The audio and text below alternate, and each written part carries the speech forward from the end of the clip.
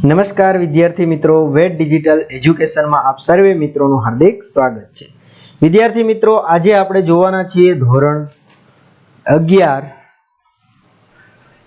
વિષય મનોવિજ્ઞાન, જેમની જે ગુજરાત માધ્યમિક અને ઉચ્ચતર માધ્યમિક શિક્ષણ બોર્ડ ગાંધીનગર દ્વારા જે પ્રશ્ન બેંક 5 છે એનું સોલ્યુશનની ચર્ચા મિત્રો આપણે આ વિડિયો લેક્ચરમાં કરીશું। તો ખાસ ચેનલમાં નવા હોય તો ચેનલ સબસ્ક્રાઇબ કરી દેજો, જેથી કરીને તમને આવી રીતના દરેક એકમ કસોટીના પેપર સોલ્યુશન, પાઠની સ્વાધ્યાયના સોલ્યુશન સાથે જે થોડા સમયમાં દ્વિતીય પરીક્ષા આવશે તો દ્વિતીય પરીક્ષાના પેપરો, એની પીડીએફઓ, સોલ્યુશન ક્યાંથી મળશે એની ચર્ચા આપણે આગળ કરીશું। જોઈએ એમાં પ્રકરણ કયા કયા સમાવેશ છે, તો કે પ્રકરણ 6 અને 6, 7 અને 8 નો સમાવેશ છે। તો જોઈએ એમાં પ્રશ્ન એક પછી એક પ્રશ્નની ચર્ચા કરીએ। તો આપણે વિકલ્પ આપેલો છે કે ભાઈ નીચેના પ્રશ્નોના આપેલ વિકલ્પોમાંથી સાચો વિકલ્પ પસંદ કરીને જવાબ આપો। તો સવાલ છે, પહેલો સવાલ છે તો કે ખાલી જગ્યા વિસ્મયને એક નિષેધ સ્મૃતિ તરીકે ઓળખાય છે। તો જવાબ શું આવશે? એબિંગહોસ। કોના મતે વિસ્મરણ એ એક નિષેધ માનસિક પ્રક્રિયા છે? તો જવાબ આવશે એબિંગહોસના મતે। નેક્સ્ટ પ્રશ્ન જોઈએ તો કે વિસ્મરણનું સૌથી મોટું કારણ ગણવામાં આવે છે તેમાં શું જવાબ આવશે મિત્રો? તો કે સ્મૃતિ અવરોધ। સ્મૃતિ સુધારણા માટેના PQRAST પદ્ધતિ કોણે વિકસાવી હતી? તેનો જવાબ શું આવશે મિત્રો? તો કે Thomas and Robinson. Most IMP સવાલ છે, ખાસ ધ્યાન રાખજો, પરીક્ષામાં પૂછાય છે। મનન વિરુદ્ધ પુનઃવાચન અંગેનો અભ્યાસ કોણે કર્યો હતો? તેનો જવાબ શું આવશે? તો કે AI ગ્રેટ્સે કર્યો હતો। હવે ઘણા વિદ્યાર્થીની પ્રશ્ન છે કે સર અમારે આગળ જે પરીક્ષાના પેપરો છે એ ક્યાંથી મળશે, એની અમારે માહિતી જોઈતી હોય તો મિત્રો આપણી એપ્લિકેશન છે વેટ ડિજિટલ એજ્યુકેશન, જે તમે પ્લે સ્ટોર જ્યાંથી તમે ગેમ ને એવું ડાઉનલોડ કરો છો ત્યાં જઈને તમારે સર્ચ કરવાનું વેટ ડિજિટલ એજ્યુકેશન, એટલે આવો લોગો છે, આવું નામ છે, એને તમારે ઇન્સ્ટોલ કરી દેવાની। પછી ઓપન કરશો એટલે આવું કંઈક પેજ આવશે। અહીંયા તમારે તમારો મોબાઈલ નંબર એન્ટર કરી અહીં સેન્ડ ઓટીપી પર ક્લિક કરવાનું। ઓટીપી ક્લિક કરશો એટલે 4 આંકડાનો ઓટીપી તમને મેસેજ આવશે, એ નાખી દેશો એટલે તમે લોગિન થઈ જશો। હવે કંઈક આવું કંઈક પેજ આવશે। હવે અહીંયા છે ને ખાસ તમને મિત્રો ટૂંક સમયમાં જે દ્વિતીય પરીક્ષા લેવાશે એના પેપરો છે, એનું સોલ્યુશન સાથેના પેપરોની પીડીએફ અહીંયા જોવા મળી જશે। ક્યાંથી? અહીંથી। તો એ પણ તમે જોઈ શકશો, આર્ટ્સ કે કોમર્સના દરેક વિદ્યાર્થીઓ માટે। રેડી? આ સિવાય ખાસ ઘણા વિદ્યાર્થીને ઇકોનોમિક્સ વિષયો છે વાંચવામાં તકલીફ પડતી હોય તો આપણી પાસે ઇકોનોમિક્સનું મટીરિયલ પણ છે, પાર્ટ વાઇઝ શોર્ટકટ સાથેનું, તો એ પણ તમે જોઈ શકશો। અહીં એક્ઝામ પેપરમાં જશો એટલે ત્યાં તમને જે આ એકમ કસોટી જે ગુજરાત સરકાર દ્વારા લેવાયેલી છે એની પેપર, એનું સોલ્યુશન, એની પીડીએફઓ બધું જ તમને અહીંથી મળી જશે। અહીંયા જશો એટલે ધોરણ વાઇઝ લિસ્ટ ખુલશે, એમાં તમે છે એ ધોરણ, જે તે તમારું ધોરણ હોય એની પર ક્લિક કરશો એટલે એના વિષય ખુલશે। આ એક ડેમો છે, પણ આવી રીતના તમારા વિષય ખુલશે અને જે વિષય ઉપર જશો એ વિષય ઉપર પાઠની સમજૂતી આવશે। પાઠ ઉપર ક્લિક કરશો એટલે પાઠની સમજૂતી, સ્વાધ્યાય, આવું કોઈ એક્સ્ટ્રા મટીરિયલ આવતું હોય તો એ। ઇન શોર્ટ મિત્રો, આપણી ચેનલમાં ધોરણ 3 થી 12 સુધીનું મટીરિયલ છે। કેટલું? ધોરણ 3 થી 12 સુધીનું। તો ખાસ તમારા મિત્ર, સગા સંબંધી, ભાઈ બહેન હોય એને બધાને તમે શેર કરો, જાણ કરો, જેથી કરીને એ લોકો પણ ફ્રી એજ્યુકેશનનો લાભ મેળવી શકે। ચલો આગળ વધીએ આપણે। પ્રશ્ન નંબર 6 છે, શીખવાની માહિતીને થોડા સમયે શીખવી એટલે શું? તેનો જવાબ શું આવશે મિત્રો? તો કે ભાઈ આંતરિકૃત પ્રક્ષેપિત। ભાષાના મૂળભૂત લક્ષણો કેટલા છે? તો જવાબ આવશે 3। 8મો સવાલ છે, નીચેનામાંથી ભાષાનું લક્ષણ નથી તેનો જવાબ શું આવશે? તો કે એની ચર્ચા કરીએ। તો કે ભાઈ બી, લાગણીનું તંત્ર નથી। આપણે ભાષાની અભિવ્યક્તિની કઈ રીતે કરીએ છીએ? ભાઈ કઈ રીતે કરીએ છીએ? તો એમાં શું જવાબ આવશે મિત્રો?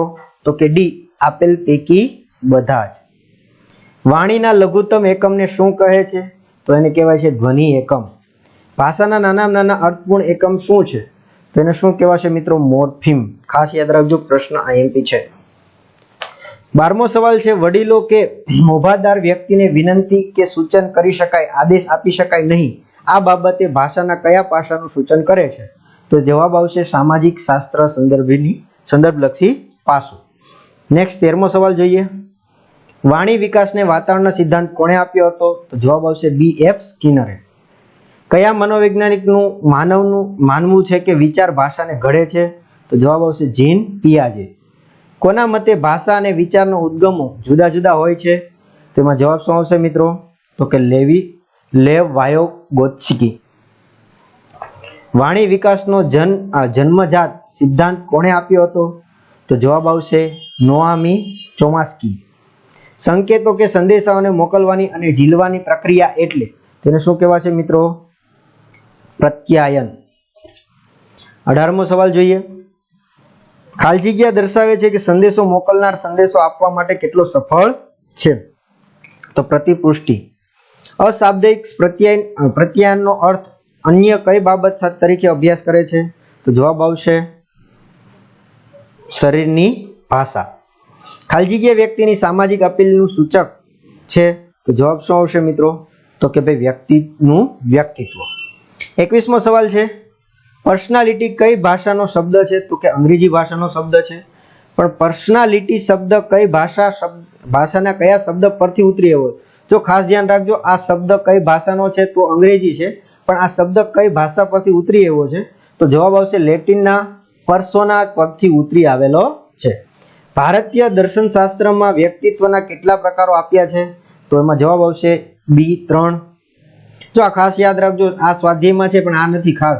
ભારતીય ચિકિત્સાની ચરક સંહિતાના શારીરિક દોષના આધારે વ્યક્તિત્વના કેટલા પ્રકારો જણાવે છે ભાઈ? તો એમાં પણ જવાબ કેટલા આવશે?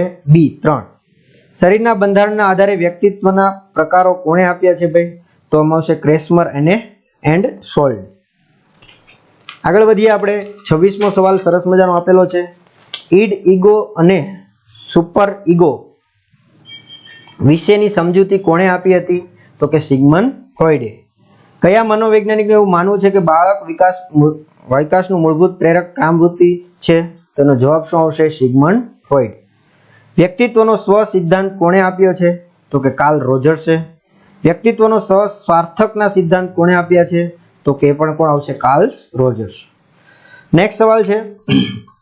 ખાલી જગ્યા વ્યક્તિને ક્રિયાશીલ બનાવે છે. તો હવે આ તો તમને આવડે જ છે એટલે તમારે આનો જવાબ છે કોમેન્ટમાં જણાવવાનો છે. 34 એકદળ અને દ્વિદળી જોડિયા બાળકો વિશે કોણે અભ્યાસ કર્યો હતો? તો જવાબ આવશે ગોડ્સમેન એન્ડ શિલ્ડર્સ. વ્યક્તિત્વના માપનની MMPI-2 1989 કસોટીમાં કુલ કેટલા કથનો છે ભાઈ? તો એમાં કથનો ખાસ યાદ રાખશું 567 છે. હર્મન રોચાક ક્યાંના વતની હતા? તો કે સ્વિટ્ઝરલેન્ડના વતની હતા ભાઈ.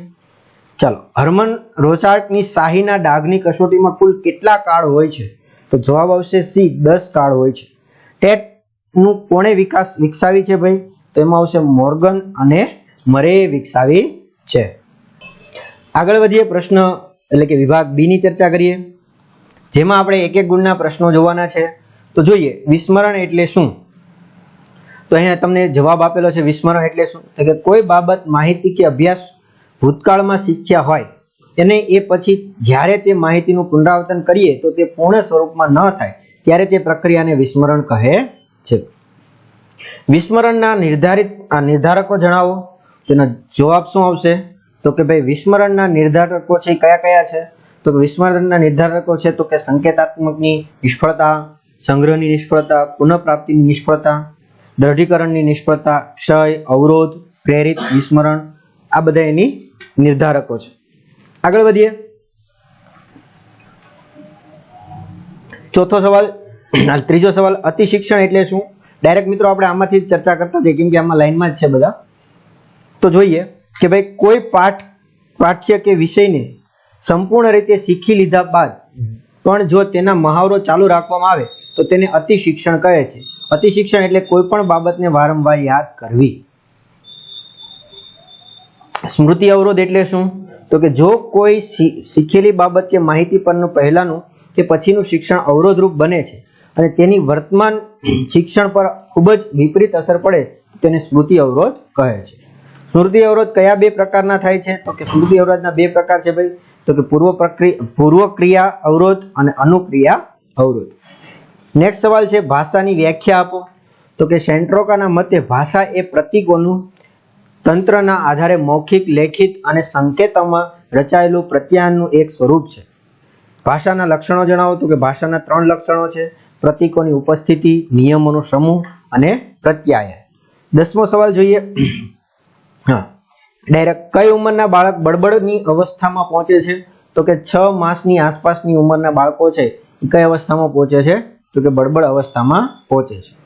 નેક્સ્ટ, ટૂંકા સંદેશ અને વાણી એટલે શું? તો એનો જવાબ અહીં આપને આપેલો છે, જો અહીંયા છે જ. ટૂંકા સંદેશાની વાણી એટલે શું?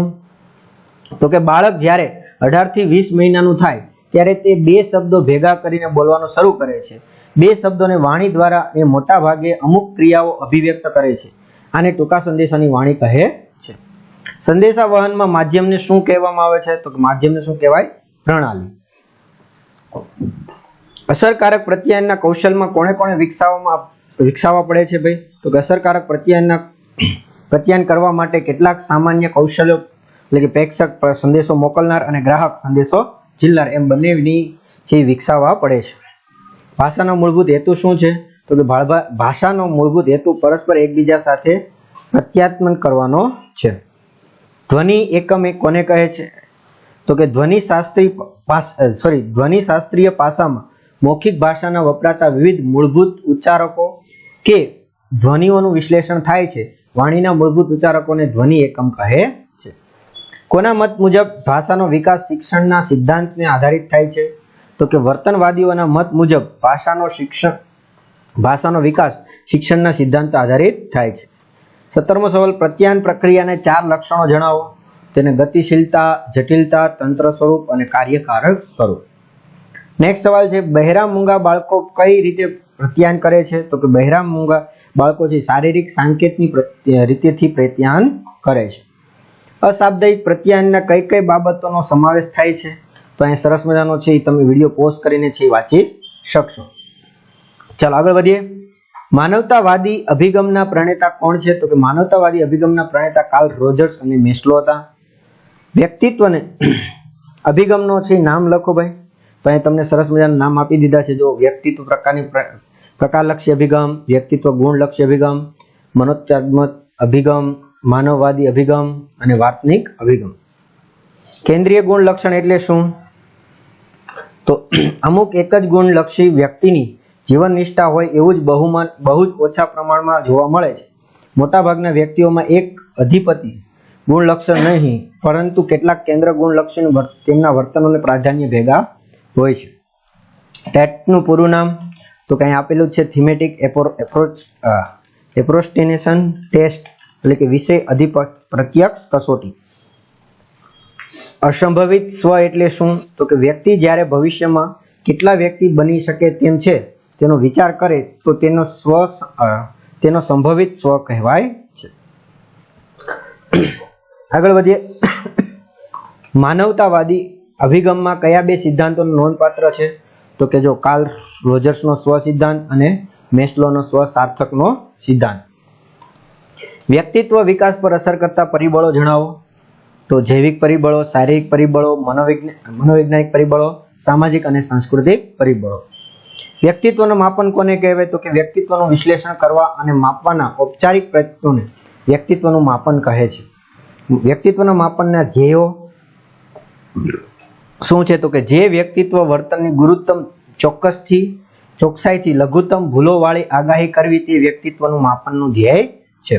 તો આ હતું મિત્રો આપણું વિભાગ 33મો સવાલ. જો રેડી? તો વિભાગ બી નું સોલ્યુશન. હવે વિભાગ સી, ડી, ઈ નું ક્યાંથી સોલ્યુશન મળશે? તો મિત્રો આગળ છે એ આપણે આ બધા જ પાર્ટની સ્વાધ્યાય સોલ્યુશન મૂકેલા છે. તો એમાં પણ બધા મોટા પ્રશ્નોના જવાબની સમાવેશ થાય છે. આ સિવાય મેં કીધું એમ તમને આગળ જે છે આ સોલ્યુશન વાળી પીડીએફ ક્યાંથી મળશે એની પણ ચર્ચા કરી દઈએ. તો આ પીડીએફ છે એ સોલ્યુશન વાળી તમને પીડીએફ આપણી એપ્લિકેશનમાંથી મળી જશે. ક્યાંથી? તો કે અહીંયા એક્ઝામ પેપરમાં જશો તો ત્યાંથી તમને મળશે. અને ખાસ પેઇડ કોર્સમાં ટૂંક સમયમાં દ્વિતીય પરીક્ષાનો કોર્સ મુકાઈ જશે, તે પણ તમે ત્યાં જઈને જોઈ શકશો. તો ખાસ તમારા મિત્રોને શેર કરજો અને તમારે કેટલા ગુણ આવે છે કોમેન્ટમાં અવશ્ય જણાવજો. તો આ વિડીયોમાં આપણે અહીં સુધી રાખીએ. Thank you. જય હિન્દ, જય ભારત, અસ્તુ.